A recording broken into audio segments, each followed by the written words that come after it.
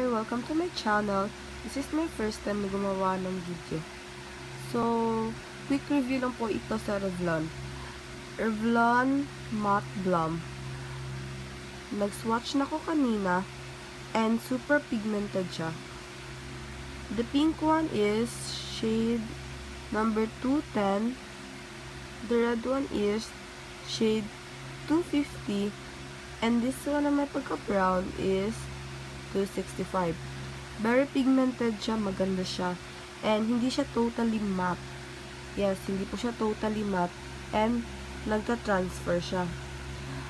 May cooling effect siya sa lips. Oo nga, may cooling effect siya sa lips. Ano ba?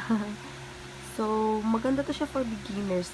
Kasi, kung ayaw nyo ng talagang super matte, maganda po ito. Mag-long last naman siya mga 6 hours. And then, okay naman siya. Mabibili siya sa mga mall ng 575 pesos. So, I highly recommended it for beginners like me. Thank you so much. Thank you for watching.